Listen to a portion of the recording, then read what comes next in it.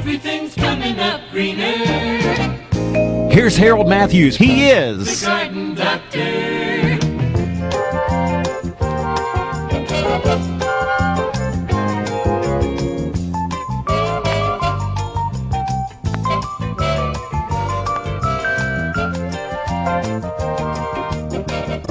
The Garden Doctor. Hello everybody and welcome to the October 2012 Garden Doctor Show. This is a special edition, and by special edition I mean we've kicked everybody out of the studio and the kids have taken over. That's right, Mr. Garden Doctor and Mrs. Garden Doctor have exited the building. I am Christopher Matthews, son of the Garden Doctor. To my right is my younger brother Forrest Matthews, the deer hunting side of the family, and his hunting partner, Josh. We call him Frenchie. Now, Josh is also an extended member of the family. He calls our father Pop. Just goes to show you how well-knit a good community should be, or hunting community is, I guess. Now, we'd like to dedicate this show to our grandfather, Robert Kearney Lyons. He passed away almost a year ago this December. He's always missed, he's always thought of, and he's always kept in our memories. We love you very much, Grandpa, and we do miss you. Now, I would like to say that this show is going to be nationwide, worldwide, on the web. Wherever you can get to the internet, you can get us. You can find us. We're at localtv3.com. Now, if you miss us live, you can always catch us at ConnersvilleCommunity.com. And that's our archives. That's everything else. If you want to catch old Garden Doctor programs, which I know everybody loves and wants to see them all, that's where you can get them. All right, and I will be the vegan hunting host. I know that's a play on words. Seems a little odd. But I'm the perfect rose, I guess, to be in the middle of these two thorns, as Dad wanted to call it, so to speak. So we are open today to calls, stories, anything positive you'd like to share. This is a special edition. It is about hunting rules and regulations that have changed since last year, I believe. Is that right, Forrest? Yes. Right. All right. Now we're not professionals. We are very, very good at what we do, or they are, about the hunting, and we're here to answer questions to the best of our ability, to the best of our knowledge. So, with that said, I'm going to let it go to Forrest. So go ahead, Forrest. Well, I'm not so sure about the whole rose and a thorn thing, but maybe I'll get to that later. Dad has bring me up an informed and involved sportsman. Most kids were read bedtime stories, had to do with the fantasy. I was able to be read all the experiences Dad had in the woods and everything. Just he kept us informed of what he was doing and taught me everything that I know as a hunter. Now I know always growing up with Dad, and he did keep us informed. He did go over a lot of things.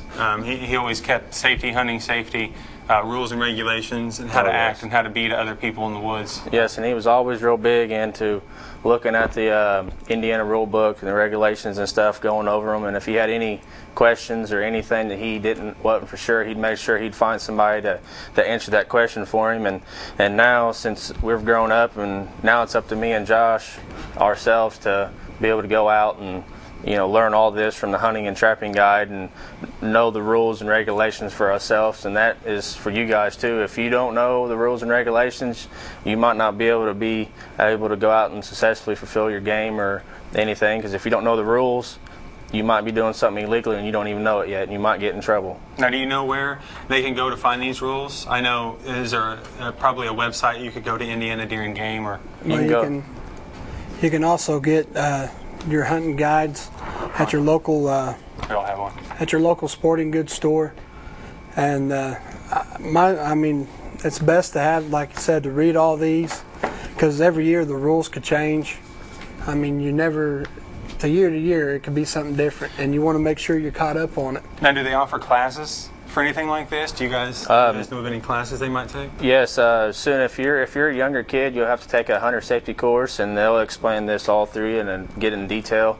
And DNR do give classes, different classes. Dad went to one was last year about how to clean your game and butcher it up and all that stuff. So there's a lot of things out there. You just look on the internet and go to Indiana DNR, and it'll show you anything that you want to know about Indiana. Well, there you go. Now, I haven't personally read the hunting guide. I imagine that both of you, being experts in your field, right? Yes. Have read the book, know the guidelines front to back, according by heart. Yes.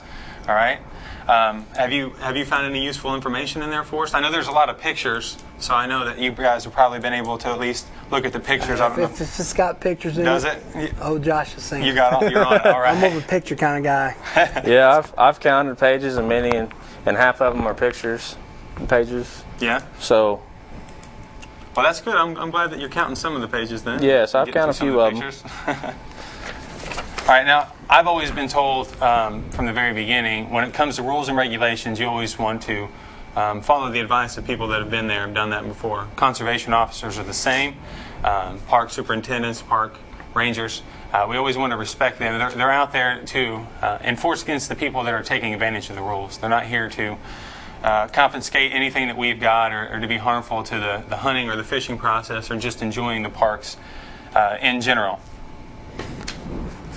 I mean, I've heard a lot of people complain about the rules and regulations. Me and myself, I've done it too.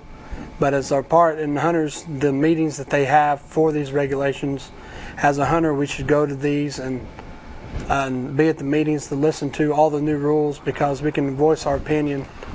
And if we're not there at these meetings to say anything about the rules, then I mean, it's not going to do no good to set it at the house or something. And, you know, got to go to the meetings as hunters like Mean Forest, and we're going to try to go to the next one that we find. Now, I know one of Dad's major concerns over the years, too, and I don't know if you guys can chime in about this, but I know that it's the overpopulation of deer in general.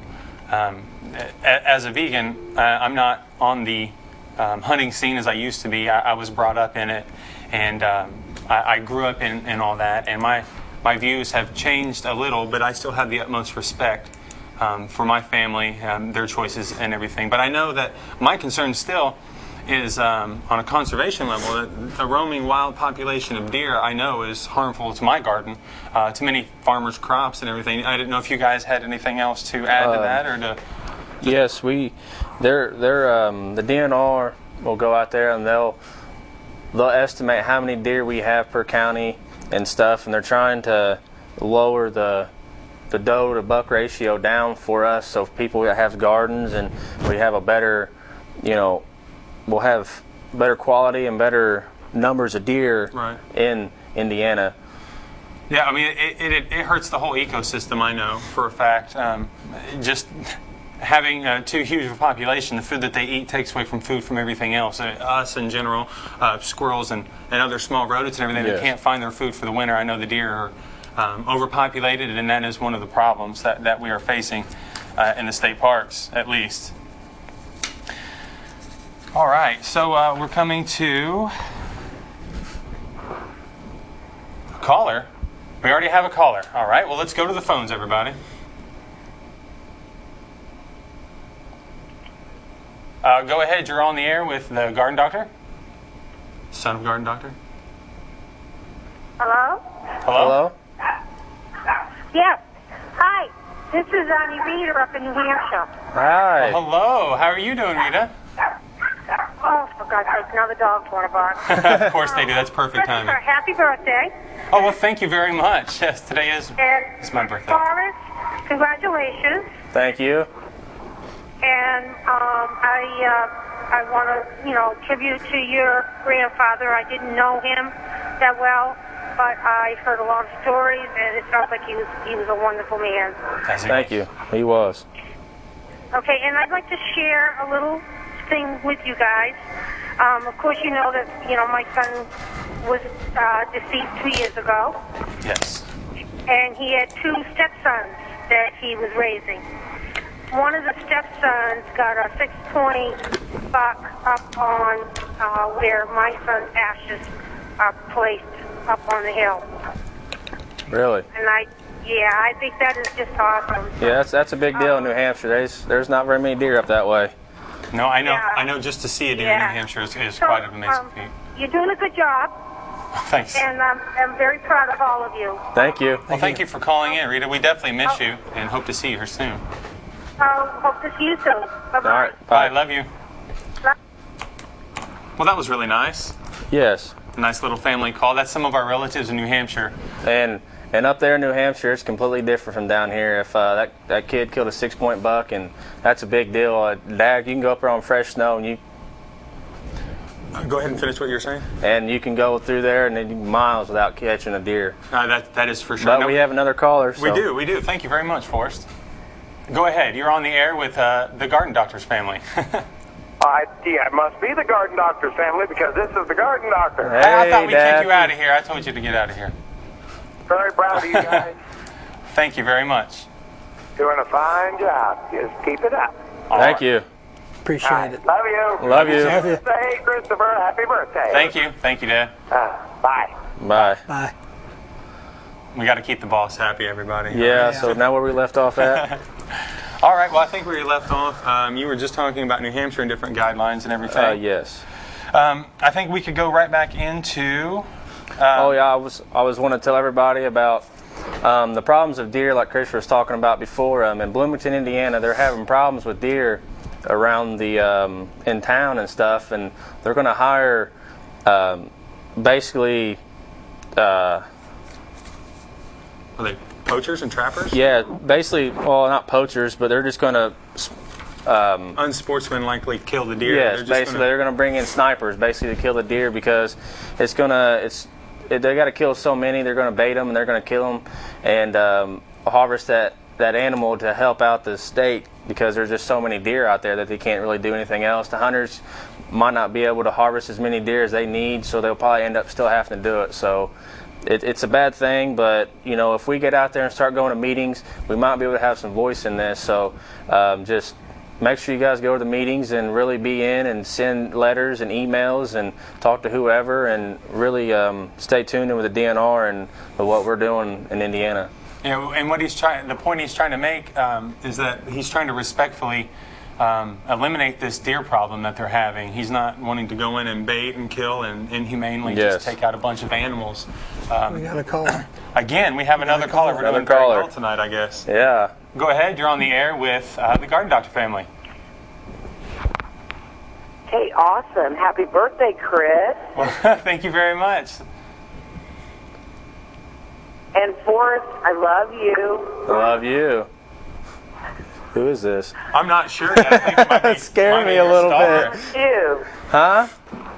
This is Mama Sue. Oh, hey, how you I doing? think that's your call. Yeah, that's my call. That's your call, buddy. I'm good. I just want to know about the drought and how has it affected the animals this year. That's a great question. The drought has really infected the animals this year because the bad drought is harming the. Josh has the details on the drought, don't you, Josh? Yep. But anyways, while he's finding that out, the drought is there's an ESD virus going around, and people don't think it's really hit the state of Indiana hard. They're talking about how it was hitting the lake within like 5 mile radius of the lake, and really it's reaching out farther past the lake. It's a little midge. EHD is carried from a midge insect, and as soon as that insect gets that virus, it transmits it to deer all the way around, and the midge actually beds and lays eggs and stuff inside the just like muddy banks and stuff. So when there's a drought, all that creeks and stuff will go down, and so there's more muddy banks and stuff, so that harms our animals too. And plus the bad crops, like Josh just has the information on. Yeah, the U.S. Department of Agriculture said that the corn crops will average only about 146 bushels an acre, which is down 20 bushels from what they estimated because the drought was so bad this year. So, Well, what is this virus or this disease? Was it a virus you said? yes, EHD. What does it do to the deer? How It's is it basically the affecting same thing as blue tongue. It's we nothing went over about that either. a part of this in the other Garden Doctor show, and it's just basically it just shuts down the system of the deer, and it's just it doesn't let them want to eat. They'll get real friendly with humans and walk around. They go straight to the water source and stuff. It gives them a temperature, and it just basically just. And I would also imagine that having this an enormous amount of a herd of deer roaming around that shouldn't be that big, and then because it's not properly controlled, it's only going to help that virus spread even faster. Oh, yes, because it does. we're not taking care of the problem at hand. I would say yes. And do we still have the caller online? Hey, guys. Just want to say we're listening to you at the Knights of Columbus, and we all say hey. All right. Hey, Knights of Columbus. Hey. How's everybody doing? We're going to get... Thank you for calling. Thank you. All right. Well, continue on for us with your... Where was I at? we were talking about EHD? viruses. Yes, and deer Okay. population. The deer population is real heavy in around Indiana, but we really need to look at towards. We've upped our a lot of different things in the rules and regulations. We upped a lot of the more does being harvested in the later seasons that we'll get into later, but I'm just briefing on that. The CHD virus is a bad deal, but after the frost, we've had a frost, so it's going to kill all the insects, so we don't have to worry about this. If you can go to Deer and Deer Hunting and a couple other different sites, and it'll tell you exactly. You ain't have to worry about this virus. You can eat the meat, cook your meat, and you can eat it like it's just a regular deer. It's not going to harm humans. We're all right in that situation. Okay. Thank you. Yeah, we've been doing a lot of research and studying on all kinds of different stuff in the hunting trapping guide and on the EHD, and we got in there and started looking at all this stuff, and there's a lot of information out there. Sometimes it may seem kind of hard to find, but if you just keep on digging and digging, you'll find out what you need to know. And like me, I got in there and researched stuff on taking my son hunting this year, which later on you'll probably see a clip of me talking about that. It was his first deer on the youth season this year, and I mean, I was excited about it. And how old was he? He's 5. 5 years old? 5 years old. And he shot his first deer at 5. I was 10 years old when I shot my first deer. That's pretty cool. Yeah. And I mean, it's just trying to learn all this stuff and keep it and teach our children that wanted to grow up and do, hunting. My daughter's the same way. She loves to hunt and fish. I take her with me. Of course, she's only 3, but I still take her out there on a warm day. Right. I don't take her out there when it's freezing cold, but they see what I do, and I just want to show them the right way to go about respecting nature and how to respect all the wildlife and the things that goes along with it. That's great, and that's what we're trying to promote here. I know it kind of puts me into a catch-22. Most of my family, they do hunt and they do still fish, and I am. But just so you guys know, he might be a vegan now, but back when we were younger, he used to put them down just like we're not out there just to harvest deer, but he used to do the same thing we did. So he understands what we do and why we love this and sport so much. I do have the utmost respect for them and what they do. But we are going to go and take another caller real quick before we get back. Welcome to the Garden Doctor Show. Well, hello there. Hey, Michelle. This is Garden Doctor. How are you doing? We're doing okay. I just wanted to call in and tell you guys I'm very proud of you. You're doing a great job on the show. And I was remembering when I first moved to Indiana, and I wasn't much of a fisherman, how many hours upon hours I've spent with Christopher and Forrest fishing, and over the years with Forrest especially till way after dark. And yeah, you remember that first big smallmouth you caught? Yeah. So many good times fishing and everything. And with Christopher, you really have taught us with your new outlook on eating healthy, and have really taught us new ways to eat and look at food, and your relationship with food. And we've really both learned so much from both of you. And I just wanted to say how proud I am to be your stepmother. Oh, well, thank you very much. I'm very proud to call you my stepmother. That means a lot to both of us to hear you say well, that. Thank you. And Josh, you've been just like one of the boys, one of the sons for as long as I've been around. So we call you son too. All right. Well, make sure you give those little girls a hug and a kiss from Meme, and we'll talk to you guys real soon. Will All right. do. Love you guys. Love you. All right. Love you too. Keep up the good work. Bye. And actually, just to continue on with what I was saying, I know she touched on a couple of points. It does kind of put me in a catch-22. If you're looking from an outside point of view, I do abstain from animal products or eating any animal products. But again, that was something that was put into me, the hunting and the fishing and everything, being in nature and wildlife from when I was a kid. And I have the utmost respect for anybody that wants to go out and make that choice, that's their way of eating or their lifestyle. And the way that I know my family does it is extremely respectful. We watch the deers I used to. They do. Wash the deer's mouth out with water, show it respect, give it its last drink, tell it thank you.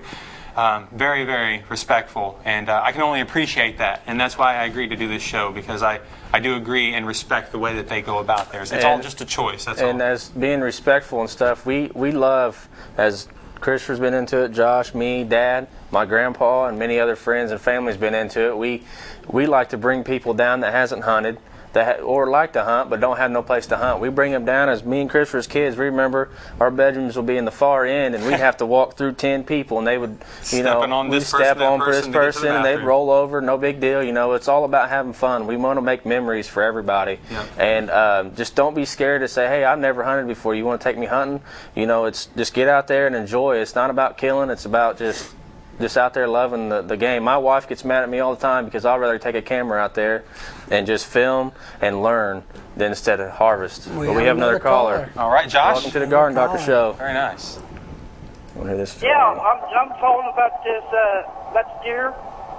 Yes. Yeah. What kind of disease is it supposed to have? It's what kind of disease is it, or? Yeah. It's it's an EHD. It's just like have you ever heard of blue tongue? Yeah. It's similar to blue tongue. It's just it's a virus that takes just a little bit longer to kick in to than blue tongue, and it comes from an insect. Basically, is the only thing that's different. A midge. Okay. It's a gnat. But what about around Brookville and Union County? Is them deer okay? It's infected with the deer over there too, but like I said before, you'll be all right. You can eat the deer; it's no big deal. It's not going to harm humans at all. It's and anyways, after the frost and stuff, it's going to be the virus is over with by now. So Yeah, when because of the frost, when the hard frost hits, it ends up killing the midge. Yeah, So killing the bugs. we're good to go. Even if your deer has it, you just cook your meat thoroughly, and you're going to be 110% okay. Which it was so bad this year. Well, a couple of weeks ago, last weekend I was talking to Bill Brown at church, and he said if you got one and you killed one and you had license for it, they could give you another one to find out if they have blue tongue. Really? That's good information. I thank you. And I didn't know about that. That's good information. Yeah, that's what I was told last week at church. I heard of several people down in Brookville. They killed one during youth hunting. They got another tag because they had blue tongue down in Brookville. Okay. Yes. You want to repeat that so everybody can? Yes. What he was trying to say is, whenever you're harvesting a deer, you harvest it and you know that that deer has blue tongue. You can call your local DNR and they will give you another tag. So. Yeah, that's what I was told by the DNR. Okay. I thank you very much, sir. Very good information. Very good information. Thank you. Bye. Bye. All right. Well, I think we can continue moving right along. We're getting enough callers now. It's going really well. We do want to thank John and Justin behind the scenes for putting all this together for us. They really helped us out a lot, getting the videos and everything together. We do have a couple videos from the backyard. We'd like to cut away to one. It is a remote live from the Garden Doctor's backyard.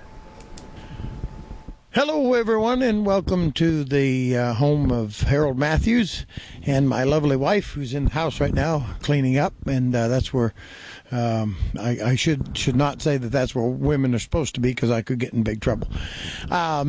She'll be out here to join us here a little bit later on. But want to talk to these two gentlemen that are on my either side of me here about hunting.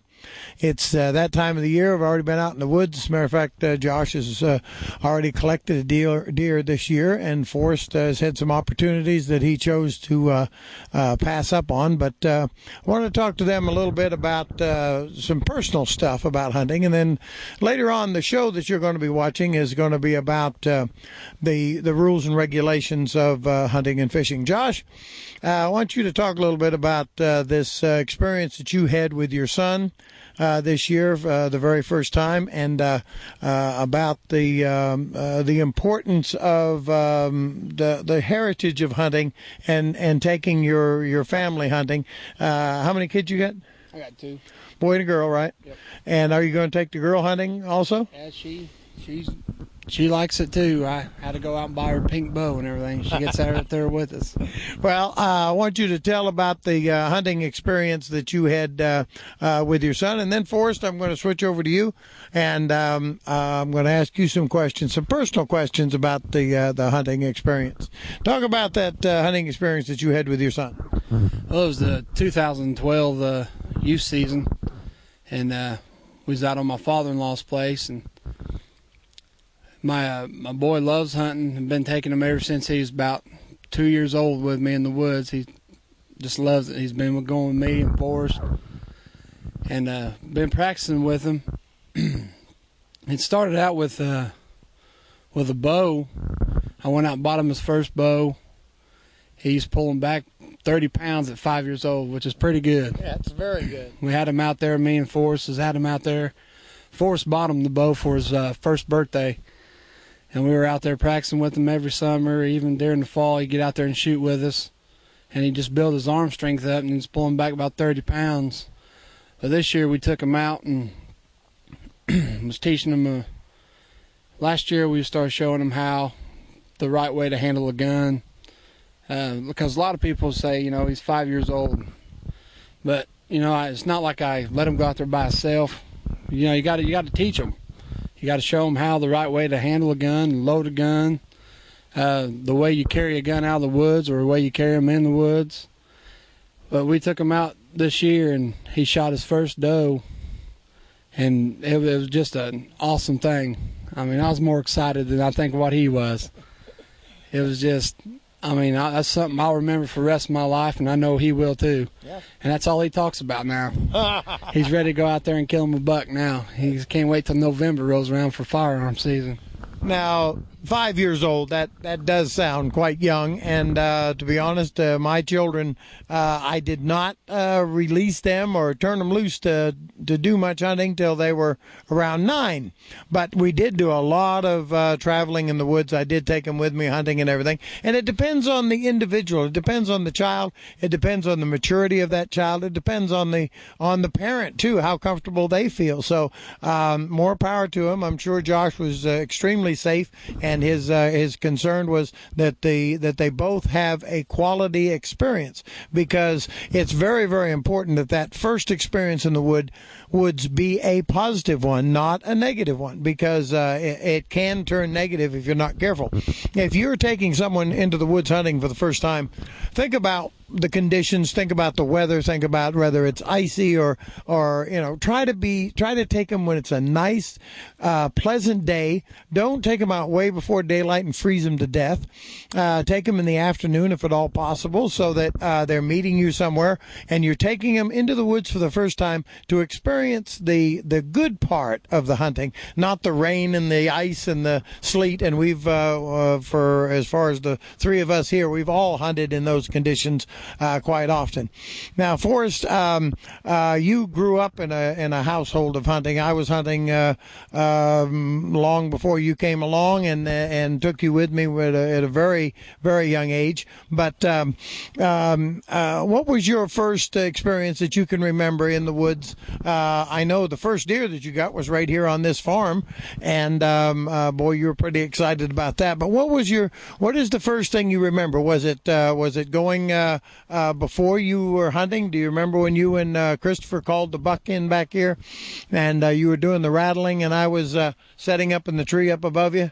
And I remember it briefly, but not as much. Well, I'll tell that story a little bit later on, but or I may not. But Forrest, what is it that you remember that sticks out in your mind? I remember when I was younger, before I was hunting and using weapons, and I harvested my first deer when I was 9.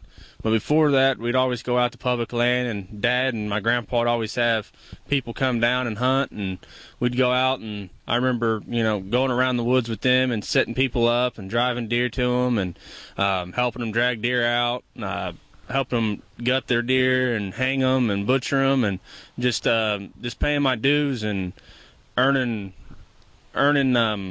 just, you know, earning my spot in the hunting world. That's right. Doesn't matter what anybody does. If you start hunting at 50. If you start hunting at 20, it don't matter. Just go out there and enjoy it, and you don't have to hunt. My mom goes out, and she'd rather film anymore than actually go out there and kill something. It's she just used to hunt with us. She used to hunt a lot. Her first deer right over here too. Yeah, it's just it's me going out into the woods. A lot of times, my wife now, I could say that now. Yes, I guess you can. she gets kind of upset with me all the time because I'll go out in the woods and I'll just take a camera, and sometimes I don't even take my bow during deer season. I'd rather sit there and shoot them with the camera and go back and look at them 100 times on TV instead of going out there and harvesting that animal. Don't get me wrong, I like to have a big old buck on the wall and deer hanging in the barn and eating meat, but that's just it's a lot more fun. Yeah, it's a lot more fun for me to go out and enjoy the game, and it's more of an experience when you can come back out of the woods and not have to hassle dragging that deer out, or just I don't know. It's just more fun for me, and I like to see other people harvest deer just as much as I do. So you get into the camaraderie part of it. And that's what we're having this hunting program for.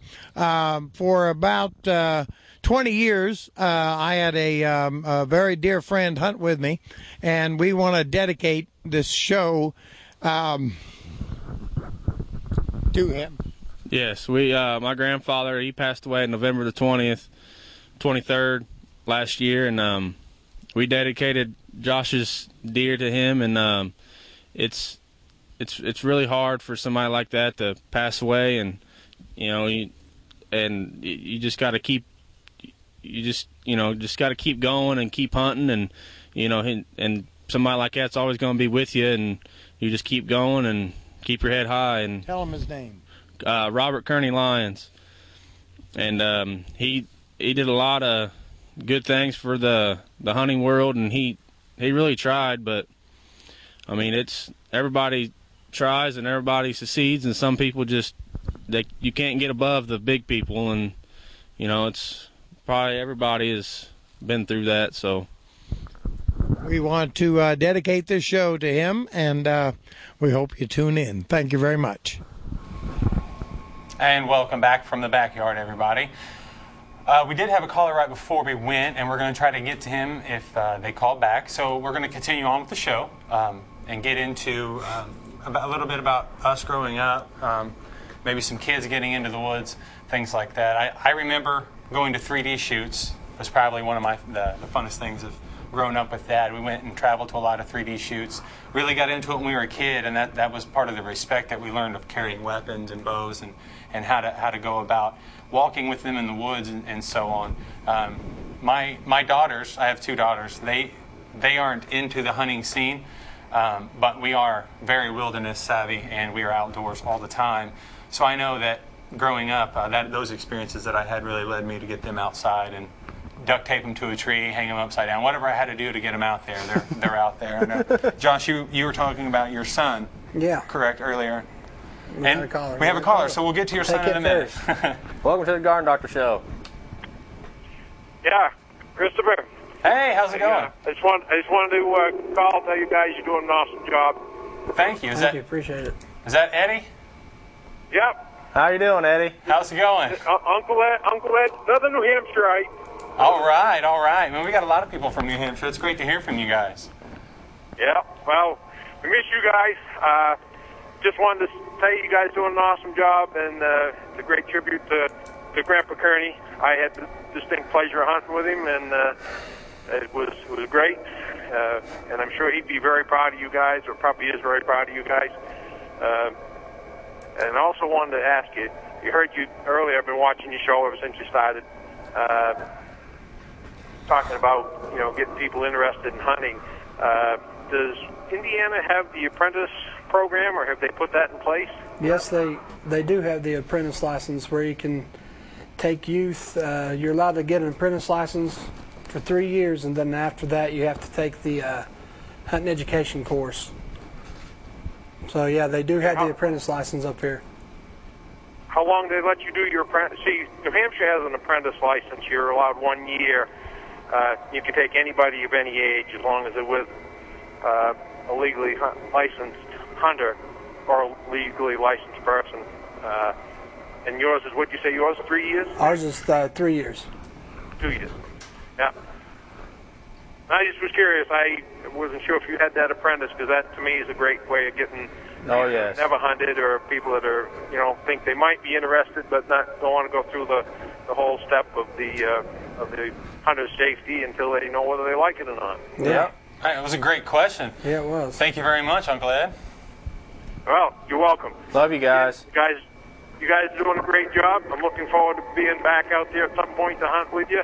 And I never met Josh, but hopefully I'll get to hunt with him too. He's an awesome guy. Chris and Forrest, I've had the pleasure of doing that with you guys. So yeah, yes, it was good work. It's great, and you're doing great. Thank you very much. Great. Bye. All right. Josh, I believe we're on. We'll see how far we can get into this time. We're just getting to start about talking about your son. Yeah. Well, before we get to that, my father and my uncles, they all took me hunting, raised me up, and ever since I've first went in the woods with my dad or my uncle, I just loved being out in the woods. I love deer hunting. Deer hunting's my main thing I love to hunt. Is it? Yeah, and my uncles and them always took me to 3D shoots, which is what you was talking about. Really, I mean, me myself, I personally would rather bow hunt. I just love the challenge. The challenge of it. I mean, not saying that gun hunting's not challenging. Right. But I just knowing you gotta go out there and you gotta know your yardage, and you gotta hit that deer just right so you don't wound it. That way you can put it down, as fast as you can without making it suffer. And just so you know, if you're gonna take a kid out, one thing that my dad always did for me, he always made sure, and Grandpa, he always made sure, any family member always made sure that our stuff was on, and we knew exactly where to shoot that deer at. How to harvest that deer as quick as possible. We got, that pounded in us like it was nobody's business. Actually, I remember going through Dad having magazines, the different deer hunting magazines, and he would go. Yeah, you remember that? And he would ask, "Where would you take this shot?" And this, that, and if we said the wrong one, then we had to explain why. He'd explain why we wouldn't shoot that way and why we wouldn't shoot it at that angle, and make sure that kid, because just like Josh's son, the way kids, if you go out there and a kid goes out there and wounds a deer, that it could ruin that kid. So make sure that kid knows and his gun's on. You told him every way, shape, or form to harvest that deer as fast so that kid can enjoy it. It's not fun to go out there and have to run a deer down. Now, Josh, I know you said that your son was 5. 5 years old. Yeah, and he got his first deer, and that was firearms, or yeah, I imagine so. It was youth season, September the 29th. It was last month, towards the end of it. We was out on my father-in-law's property, and I've been practicing with him shooting a single gauge New England youth model. And we was out there, it's not like I just gave him a gun and said, "Here you go." Yeah. I mean, he's 5 years old. But he's, if you teach him and you're out there with him and, you just keep an eye on him, help him out. I mean, I practiced with him a long time, showed him the proper way to unload your gun when you're walking out of the woods. You never want to keep a slug or anything in the chamber when you're walking out, because, I just. Oh yeah. That's all definitely good advice. I mean, and that only goes to further the whole process of him being able to get out. I mean, what you were teaching him to get out as young as he was and be able to experience what he did. And Forrest, I know. Me and you were in the woods quite early. I remember backpacking when I was probably 3 or 4 in Dad's backpack, and just watching and observing what was going on, and really being out in the wild. And that really hit home to me a lot, especially now with the way my lifestyle has changed. I guess nature means everything to me, and that only comes from Dad. I know you were in the woods very early with Grandpa too, and you really took to that, didn't you? Oh yes, it was. I made a lot of memories just going in the woods. We always seen deer, but when I didn't see deer, it was still fun. It's just go in the woods and have a good time is basically all I can say. That's good. Now we're going to switch gears just a little bit. We do have another video to show everybody real quick. It is about a little bit of the opposite of what we're doing right now. Possibly next month or maybe the month after, we are going to do an alternative lifestyle, an alternative diet. If you're diabetic or you have sugar, diabetes issues, gluten issues, things like that, my wife and I are going to be doing a show, possibly me. I'm going to try to get her on here as well. We're going to be doing a show about healthy alternatives to food. It's not going to be a blast in your face, all about converting or doing anything crazy. It's healthy alternatives. Now, you can also find my wife and I in Miamisburg, the 27th and 28th of this month in Ohio. We are giving a speech there at a Spirit and Light psychic fair. And you guys are going to be talking about we're going to be talking. same thing? We'll be talking there. Yeah, it'd be a little bit more in depth into the food and everything, but we're going to be talking about different food alternatives and how to get around diabetes, how to get around your sugar, your gluten problems. We're also the 27th, 28th of this month in Miamisburg, Ohio, the Spirit of Light Psychic Fair, and we're also going to be the 3rd and 4th of next month in Richmond at the Quality Inn. And we do have a small video that we'd like to show you guys right now, just to maybe give you a little bit more information about what it is that I do and how my lifestyle has taken a different path. And then we're going to come back and finish up with a little bit of hunting. I don't want to break too much from the show's theme, but I'd like to get this in there real quick if we could. So here we go. Back to the backyard, everybody. Welcome to the backyard, everybody. I'm Christopher Matthews, son of the Garden Doctor, my wonderful wife, Jennifer Matthews. Hello. And I know that we're doing a hunting show right now that is dedicated to my grandfather, Robert Kearney Lyons. We love you, Grandpa. We are going to be doing a vegetarian vegan show, or alternative food for lactose intolerant, diabetic, gluten-free. If you have maybe things you're trying to get around, we're going to try to cover a lot of those for you coming up. So we'd like to give you a brief review of what a vegetarian or a vegan might be in case you don't know. Go ahead, babe. A vegetarian is just somebody that doesn't eat meat. More than likely, they still drink milk and eat eggs. Now, a vegan, on the other hand, is somebody who abstains from all animal products, be it meat, milk, cheese, or any clothing of any type. So we stay completely away from them. Now, this really didn't come into play with us in the family circle until we got into holidays and big family cookouts or dinners, and then it was a big concern and question of everybody about what we might be doing. And there's many choices out there. It just takes a little bit of pre-planning. It takes a little bit of thinking about what you do. I know my wife does a great job with the kids' lunches, don't you, babe? Of course.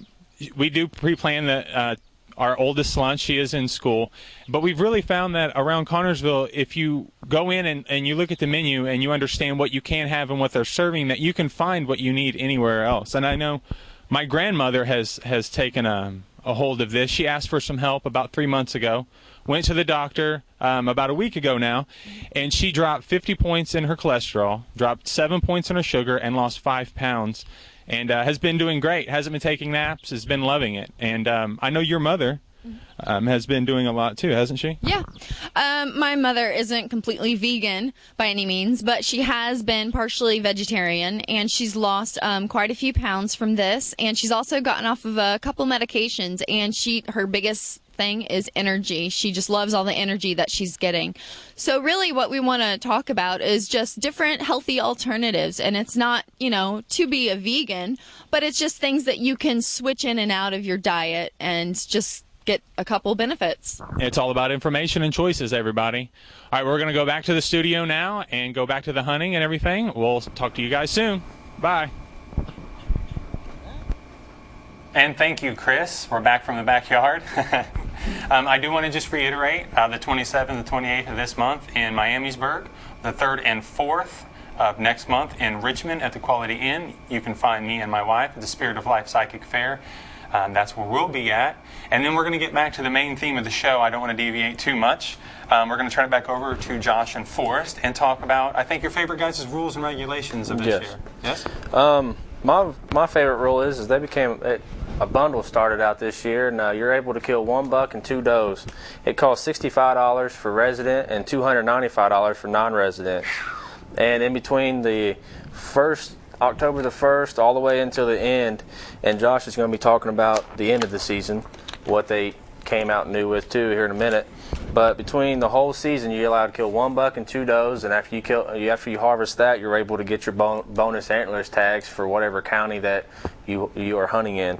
So that I like that idea, because you go out and you buy a $25 tag for a buck, and you have to buy a $25 tag for a doe, and then you have to go to shotgun and do the same thing. And by the time you get done, just so you harvest your doe and your buck, you're averaging up a lot of money there, and you can get all that in $65 and plus still be able to get your bonus. So do you think this is the state sort of trying to alleviate some of this overpopulation problem? That is it, and I think having to pay so many licenses and doing all this, I think they just put it in one bundle so they can actually get more hunters involved. Huh. And Josh, you got a favorite rule change? Yeah, mine's the new special antlers season this year that they added for firearm. Runs from December 26th, 2012 to January the 6th of 2013. Excuse me.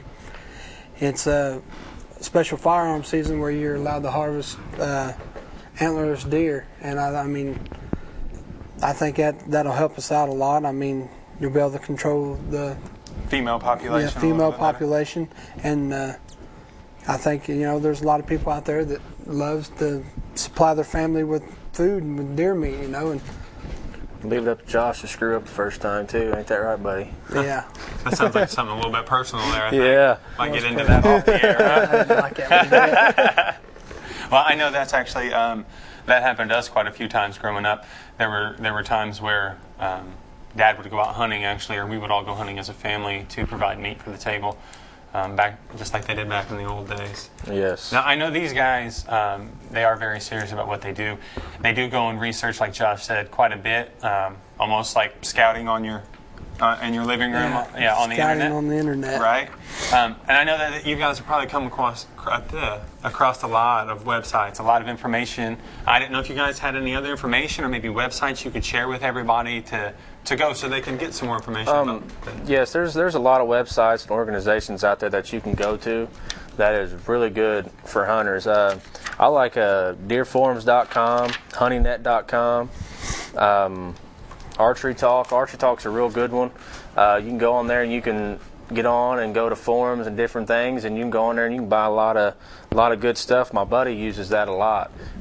He religiously uses that for if he wants something with hunting, he gets on that site and he buys it from there. But and another thing I like a lot is huntershelpinghunters.org. It's a non-profit organization for disabled hunters. It's a great thing. Yeah. Go ahead, Josh. Which one do you like, buddy? I like the whitetailinstitution.com. You get on there, it's got different things about food plots that you can put out. Me and Forrest has put out food plots for the past, 2 years? And that tells you what time of the year to plant a certain kind of biologic material that you want to put out there. Clover, oats, or turnips, whatever it is that you want to plant. It tells you on the back of on there, what kind of season to do it in, if it needs to be planted in shade or plenty of sun. It helps out. And another one's deeranddeerhunting.com. You get on there, it's got a lot of information to me, because me and Forrest, we don't, like we said, we're not professionals, we don't know it all, we just love what we do, and we love learning about it. You both are pretty close to professional. I mean, you might be missing one or two little pieces, but you guys have been putting it together for a lot of years. And I know from personal experience growing up that this was something that, I could have chose that path as well, and for whatever reason it didn't happen for me, but I know that you stayed with it from the very first time that you were introduced to it. Yes, and that's really led to him being quite advanced in knowledge on a lot of things. Between my dad, the garden doctor, midnight tracker, whatever you want to call him, between my grandpa getting in there and doing it, my buddies, I've been in the industry before, and it just makes me really enjoy trying to get in there and do it myself. And we're starting up a website and different things, but we'll bring that to you guys later. And now, I know Forrest, I believe, do you have your website up yet? Yes. Our first website is indianawhitetails.wordpress.com, and then me and my other buddies we're going in together right now are making a new one. But So stay tuned for that. On Yes. upcoming shows, we'll provide that information where you can get a hold of Forrest's information, maybe find out a little bit about what he's doing or maybe what Josh is doing. That's really good to get you guys out there and get you guys' information. You have a lot of useful information. Yes. It's really helping people. We're helping a lot of the deer population and our ecosystem and our environment. It's very nice. All right, now we're going to continue right on. And do you guys have any additional information that you could think of off the top of your head that you'd like to provide anybody with, or anything like that? I don't want to. I just want to make sure that everybody goes out and takes. It's just like me. I always try to do something for everybody out there in the hunting field. It's not all about me going hunting. When I take somebody in the woods, if I have a buck or something that I've scouted, I'm pretty sure that I can be able to see that deer or harvest that animal. I want to put somebody else in there so somebody else can have a good time in the woods. It's not all about what I can do. It's about if I see that person come out of the woods with a smile on his face, that I've done my job that day. Now, have you been doing that this year? Oh yes, I've I took Josh out on the lake this first year. He guided me out on Brookville Lake. This is my first year ever hunting the lake, and the second day we was up in stand, I shot me a big old doe. Did you? I mean, biggest doe I've ever seen in my life. On film too. On film, yeah. But I mean, yeah, I try to take people every year to the lake or my private properties or anywhere. It's just I believe if I take one or two people a year, then I've done my job. I try to take more than that, but sometimes with work and hunting, being busy trying to start this up and stuff, it gets pretty packed in there. So yeah, I don't have as much time as I used to have, but I'm trying to work with it. Well, he's recently been married as well, and that's another thing that's just going to hold him back from hunting. Yeah. But she understands that I like to go out there and I love the sport and stuff. And she's great about it too. I know she's actually a very good friend of mine and my wife's. Has she been out there hunting with you yet? She's trying to get out there and hunt a little bit. We got a place for just me and her to hunt, and I want her to go out there with me and just see the reason why I love it so much. I'm gonna let her film while I try to harvest a doe or something to help out with the herd. Nice. Speaking of wives hunting, mine used to hunt with me for a while, and she shot her bow a lot better than what me and her dad did. Is that right? She put us to shame several times. Oh, very nice. Yeah, several times we put our bows up, Very nice. And another thing is talking about the place that me and my wife has to hunt is the farmer out there had a lot of problems with deer destroying their corn, and with the low crops this year, it was real bad.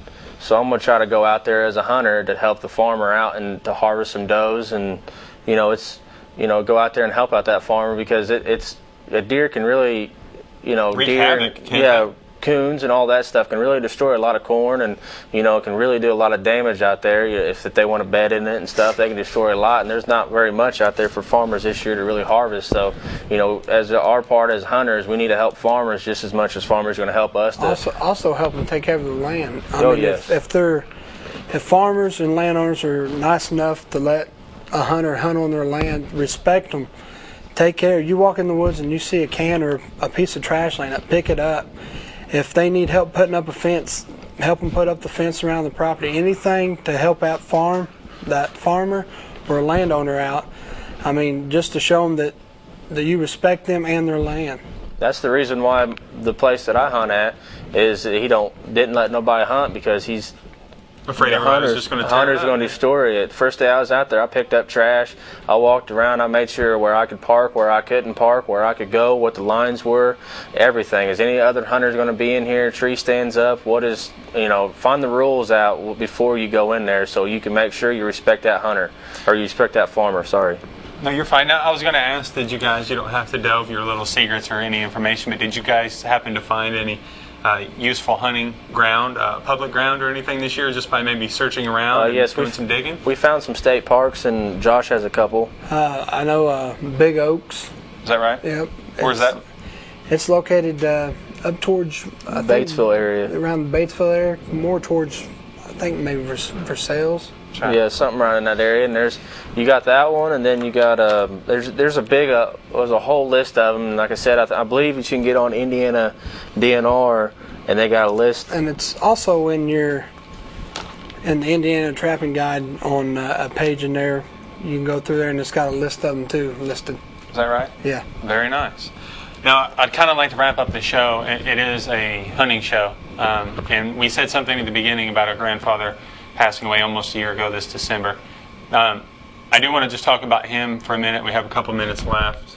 And I know he had a lifetime hunting license. He was definitely devoted. That was his passion. That's what he came down here from his home in Indy to do. And he would always hang out with us, his grandkids, and that was always his special time.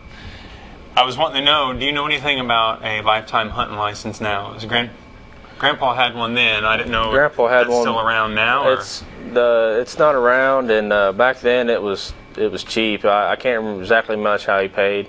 It was $1,000, $1,500, $2,000. I'm not for sure, but now if it came out, the hunter's going to have to take out a loan just to get the thing. Because I mean, the problem was the reason why they took it out is because they thought they were losing money. Which, I mean, in the future, yes, if a hunter wants to hunt everything, and in 10 years, yes, they're going to lose money. But, you know, the serious hunters should be able to get that back, because if you're not a serious hunter, you're not going to buy it. So, I mean, they need it, because I can't even count how much money I spend on licenses each year.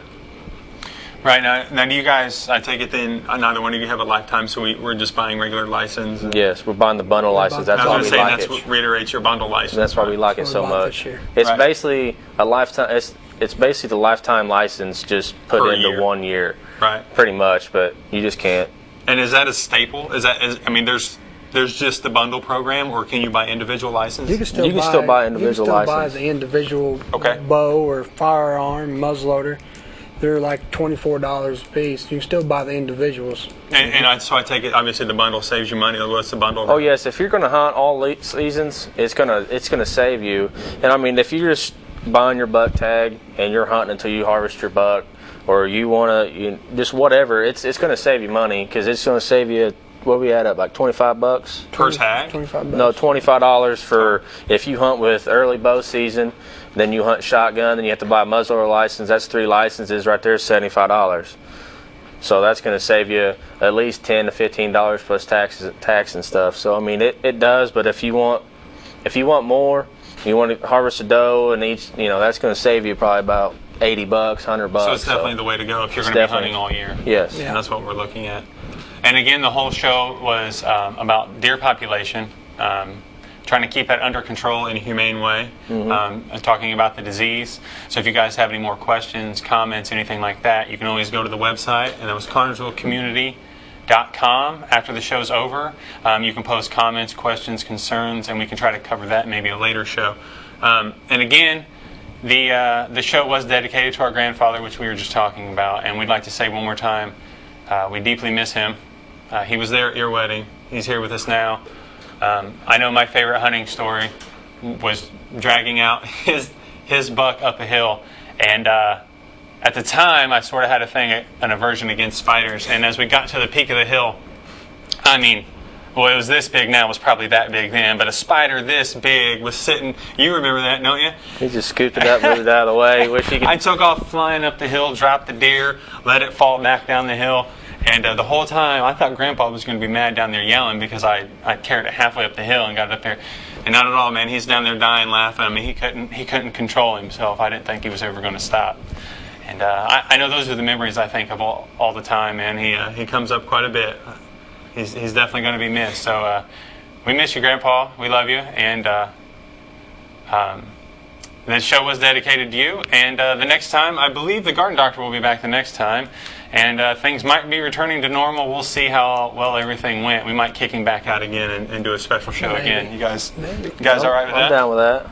Me too. Anybody want to say hi to? Anybody want to say hi to? You want to say hi to the kids? Hi, everybody. Hi. Hi. Love you, babe. Hi, kids. Hi, wife. We'll be seeing you soon. My wife too. Well. All right. Well, thank you, everybody, for joining us. Thank you, everybody that called in. Thank you to the Garden Doctor and everybody. We will see you next time. It's the Garden Doctor family signing out. Thank you for watching. Bye.